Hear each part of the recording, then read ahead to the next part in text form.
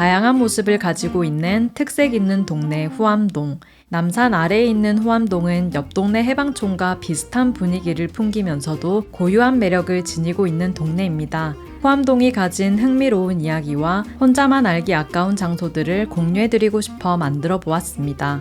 후암동은 흔히 후암로를 기준으로 서쪽과 동쪽으로 나누어 보기도 하는데요. 저는 후암시장 인근과 음식점이 많은 용산고교 사거리, 해방촌과 이어진 108계단 주위와 전망 좋은 남산 아래쪽으로 나누어 소개드리겠습니다. 서울역에서 가까운 곳에 위치한 후암동은 멀리 보이는 높은 빌딩과는 다르게 낮고 오래된 주택이 많습니다. 하지만 동네 어디서든 남산타워를 볼 수 있다는 특징이 있습니다.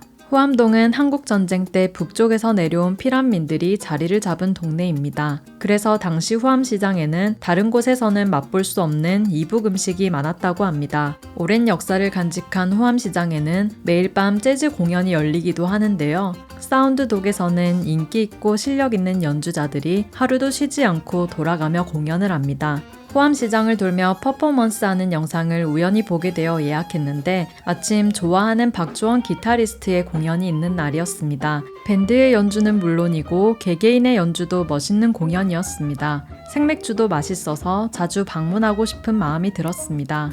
이 외에 후암시장 근처 맛집으로는 가마솥 족발 순댓국이 있습니다. 맑은 국물의 순댓국과 족발을 판매하는데 후암동에서 오래전부터 유명했던 맛집입니다. 근처 골목 안쪽에는 숨은 맛집 김간의 양꼬치가 있는데 양꼬치 외에도 다양한 중국 요리들이 있어 인기가 많습니다. 야채가 듬뿍 들어있는 후암김밥도 시간만 잘 맞으면 방문해 보시길 추천드리는데요. 가게에서 식사를 하면 서비스 황태 계란국도 드실 수 있습니다. 시장 아래쪽 골목에 로컬 분위기를 풍기는 후암 쌀국수는 베트남 쌀국수 맛을 내는 식당으로 이미 알만한 사람들은 자주 찾는 맛집입니다. 쌀국수는 물론이고 수제 짜조도 너무 맛있어서 추천해드리고 싶은 가게입니다. 시장 근처를 돌아다니다 특별한 카페들도 발견했는데요. 엘카페 커피 로스터스는 커피대회 국제심사위원께서 운영하는 카페입니다. 커피를 애정하는 분들에게 인기가 많습니다. 골목을 걷다 보면 오래된 주택을 개조하여 만든 특별한 공유 공간들도 볼 수 있는데요.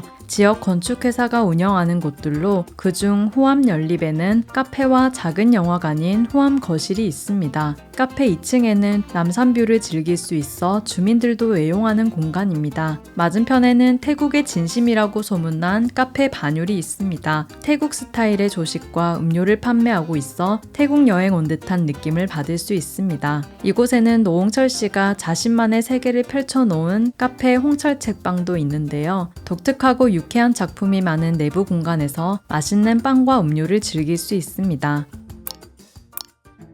도성박 남산 아랫동네라 불렸던 후암동은 조선시대 때 국가제사에 필요한 가축을 기르는 곳이었습니다. 관련 관청인 전생서가 있었고 그 관리들이 살던 곳이었는데 일제강점기 때 일본인들이 들어와 살게 됩니다. 근처에 일본군 기지가 있고 철도도 있어 교통이 좋았습니다. 남산 자락이라 풍광도 멋진 데다 무엇보다 이곳에는 남양집을 지을 수 있었습니다. 그래서 당시 일본인들이 너도 나도 살고 싶어 했던 부촌으로 후암동 대신 삼판통이라 불렸습니다. 그래서 용산고교 사거리 주변에는 당시 일본인 자녀들을 위해 지어졌던 학교가 여럿 있었습니다.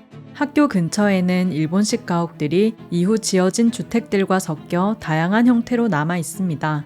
스페이스 후암 23은 그때의 일본식 가옥을 일부 개조한 문화공간입니다. 제가 갔을 때는 현대 조각보 전시가 열려 있었습니다. 전통 직물에 바느질을 하여 만든 조각보들이 오래된 공간과 잘 어우러져 아름다웠습니다. 후암동은 마을의 소원을 들어주는 큰 두텁바위가 있었다고 해서 붙여진 이름입니다. 사거리 쪽에 그 두텁바위를 연상하게 하는 곳이 있습니다. 골목 안에 위치한 카페 언뎁트로 사람들에게는 용산 동굴 카페로 더 알려져 있습니다. 1호점인 카페 올디스도 독특해서 유명하지만 이곳 2호점도 일본식 가옥을 개조하여 독특한 분위기를 풍깁니다. 전문적으로 내려주는 브루잉 커피도 맛있었습니다. 행복이 가득한 집은 수제 팥빙수가 맛있는 카페로 수제팥으로 만든 다양한 디저트가 인기 있습니다.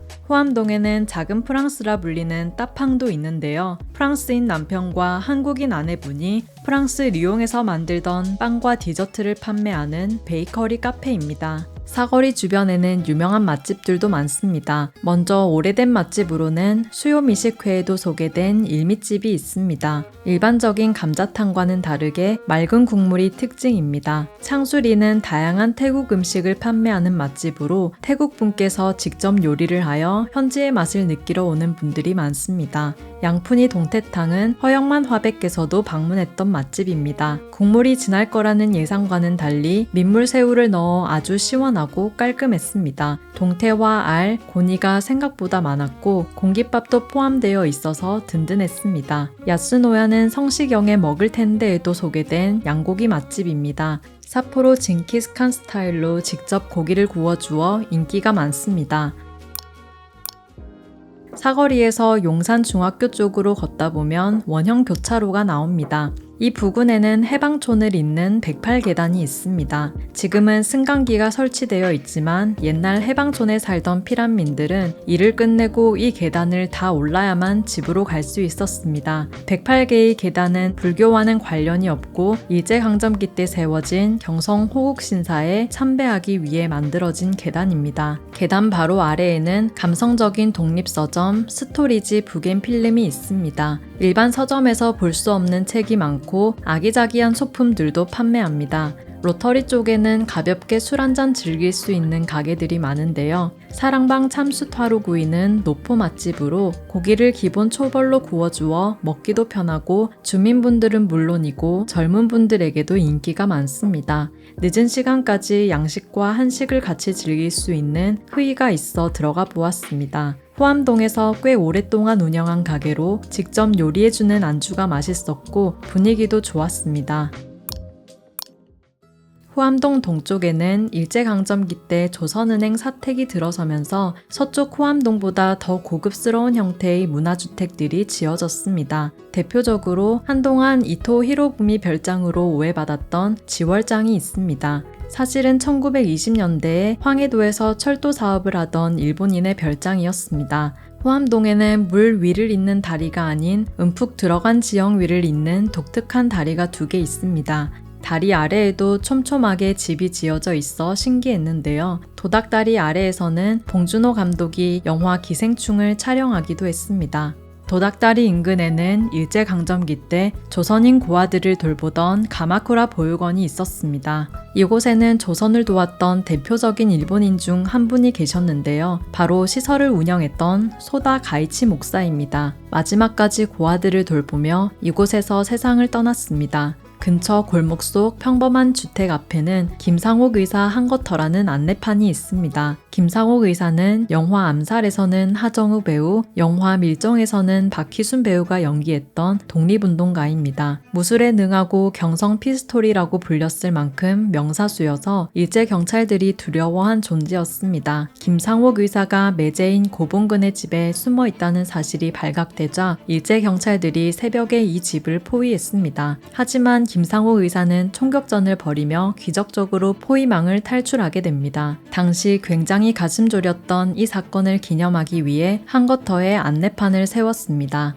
남산과 맞닿아 있는 소월로는 국민 시인 김소월 작가의 이름을 딴 길로 가을 단풍이 예뻐 드라이브 코스와 산책길로 유명합니다. 소월로 가을 단풍길에는 서울 시내를 전망할 수 있는 데크 전망대가 2곳이 있습니다. 아래쪽에는 인기 있는 루프탑 가게들이 많습니다. 데크 전망대에서 아래로 연결된 계단을 내려가면 색다른 골목 풍경이 펼쳐집니다. 이곳 루프탑이 있는 가게들은 어디를 들어가나 멋진 전망을 감상할 수 있습니다. 인기가 많아 자리 잡기 힘들다는 어반클리프, 수제 햄버거가 맛있는 더백 푸드트럭은 SNS에서 이미 많이 알려진 곳들입니다. 더 위쪽으로 올라가면 한국 향수 브랜드 그랑핸드에서 운영하는 카페 콤포타블 남산이 있습니다. 이곳에는 옹벽을 따라 지어진 건물이 많아 소월로에서 바로 들어갈 수 있는 건물들이 있습니다. 콤포타블도 소월로에서 루프탑을 통해 바로 들어올 수 있습니다.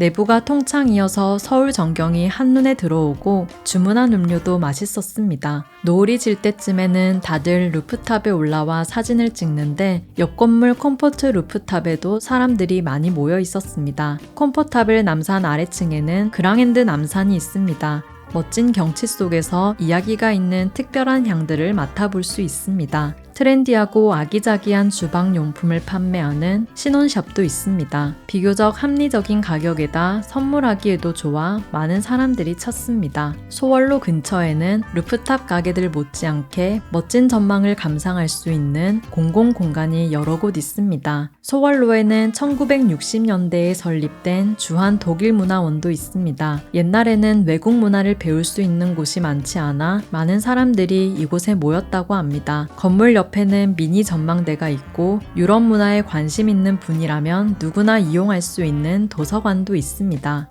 다시 위쪽으로 걷다 보면 전망이 좋기로 유명한 남산 도서관이 있습니다. 2층에 있는 디지털 라운지와 외부로 이어진 남산 하늘들이 가장 인기 있는 공간입니다. 남산 타워가 가까이 보여 더욱 특별한 곳이었습니다. 바로 앞 용산 도서관에도 소월로에서 바로 들어갈 수 있는 5층 전망대가 있습니다. 한 동네에서 두 대형 도서관이 이렇게 가까이 있는 모습은 처음 보는데요. 원래 이곳은 박정희 전 대통령 정권 때 여당이었던 민주공화당 당사로 사용되던 곳이었습니다. 중앙 계단에 있는 이 작품만이 이곳이 민주공화 당사였음을 알려주는 유일한 흔적입니다. 전두환 전 대통령이 다음 정권을 잡으면서 이곳이 용산도서관으로 바뀌게 됩니다.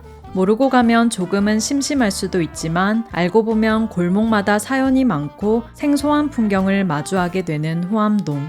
호암동 핫플과 맛집을 돌아다니는 것도 즐거운 경험이지만 조용히 골목을 거닐며 역사를 되새겨보는 시간도 가져보셨으면 좋겠습니다.